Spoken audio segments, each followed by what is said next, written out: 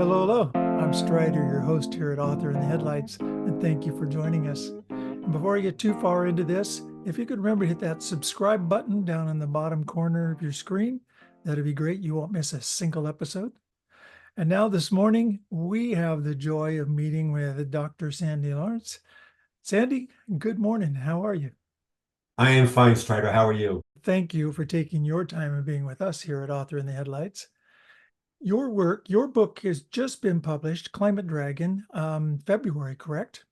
At the very end of February, correct? All right.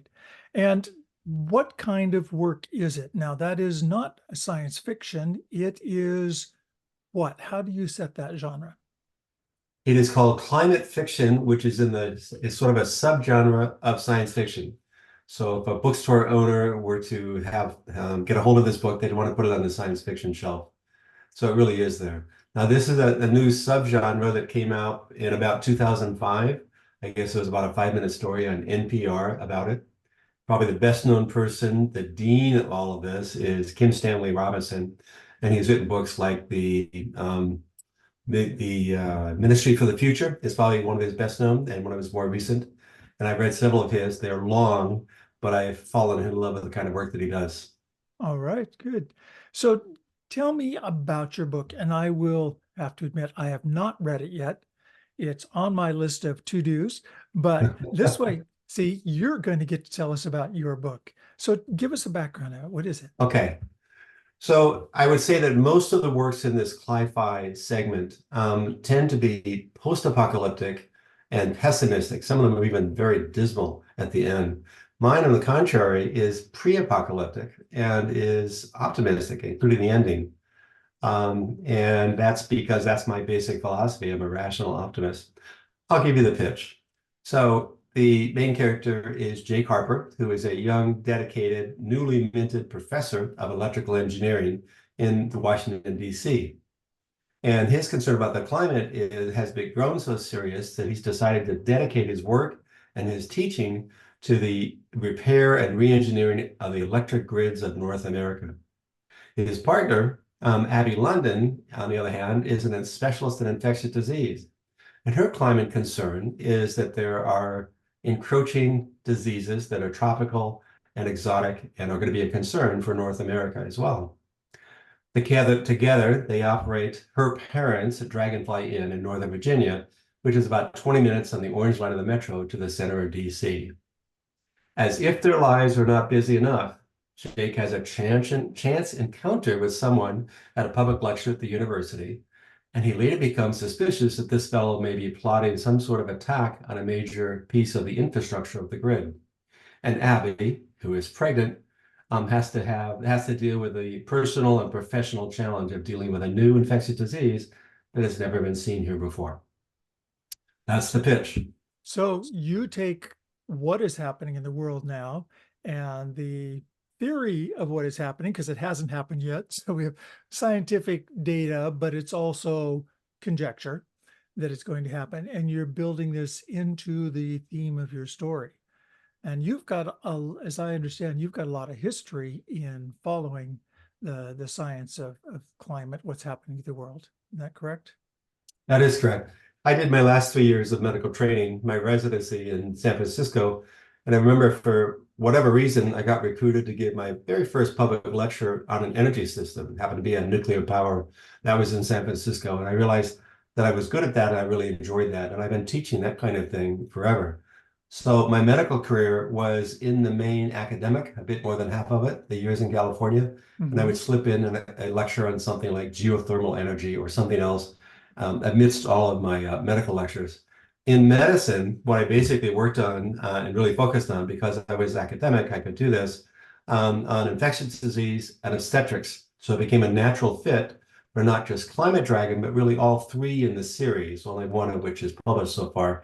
And each of them has some issue dealing with pregnancy and some issue dealing with infectious disease. So there's my background. And so there it fits all together.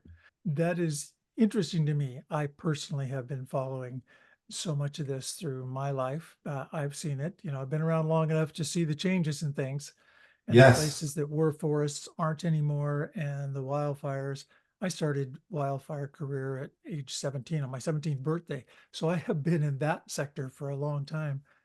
You And were fighting wildfires when you were 17, that's right. or just following them? You were fighting. What were you doing? U.S. Forest Service. Yep. Those things, that's the past. But I've been following this process of the world and the changes that we had in the fire structure and how it's evolved and created and dried and it's just part of the change of the world. And yes, we can follow that through history. We can do core samplings and see how it's changed from the ice.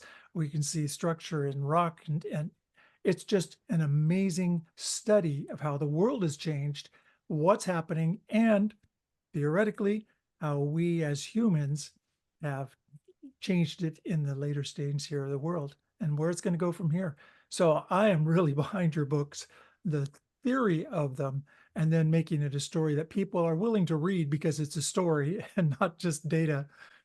We get lazy sometimes. That's my central thesis. I think there are a lot of people that are concerned about or interested in climate who would never open a textbook.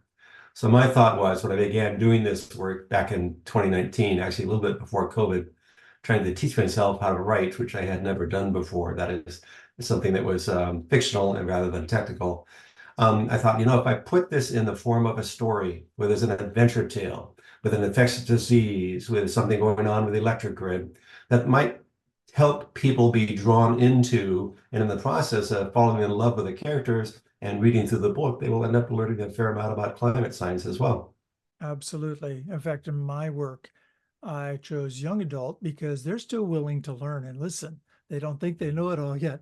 And a lot of times adults think we've got it all figured out, and we really don't.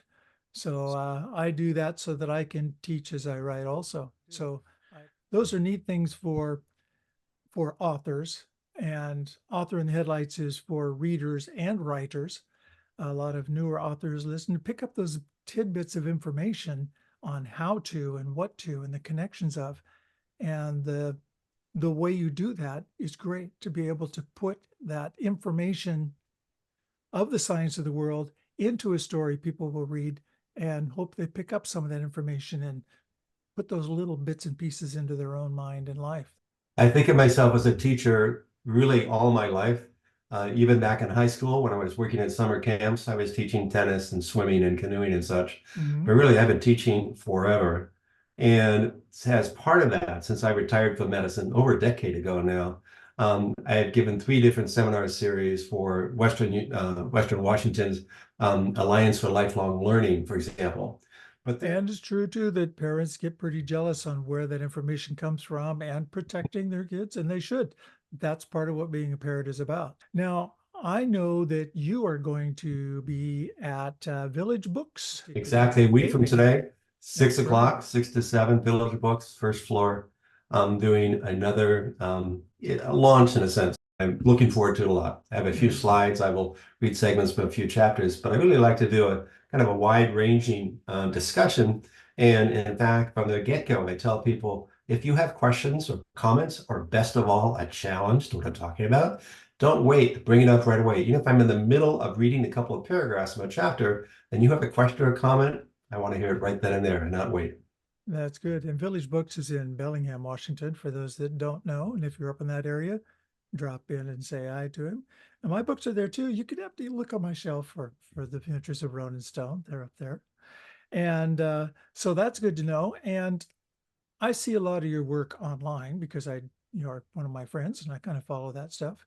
And I really appreciate how widespread your knowledge is. And because it's pertinent to us here on Earth. I will say that climate science is actually very complex. And if you really understand something, you can explain it in a more simple way. But climate science really is as complicated as anything I ever studied or taught in medicine. And when I think of areas like endocrinology and immunology and neurosciences, that's very complex, but there are areas in climate science that are just as difficult. So I emphasize I am not a climate scientist, but I am a scientist not in that just I'm a physician and that I was an academic physician, but I did some work with 10 different experimental drugs, 9 of them antibiotics, back during the 80s and 90s when I was taking care of a whole population of HIV patients. I did realize that. And this is more than just a hobby. It's kind of an ongoing study of yours. And I would say that it's more than a hobby. Yes. yeah, we're running out of time. It just goes so fast. It's hard to believe, actually. So your book will be at DurhamPublishing.com bookstore. It'll be in there. Okay. You can link to you and find it there. Thank you, Sandy. I appreciate your time here. Thank you, The rest Strider. of you that are here watching us at Author in the Headlights, we appreciate it. Listen to us again. And until next time. Until next time. Sponsored by DurhamPublishing.com.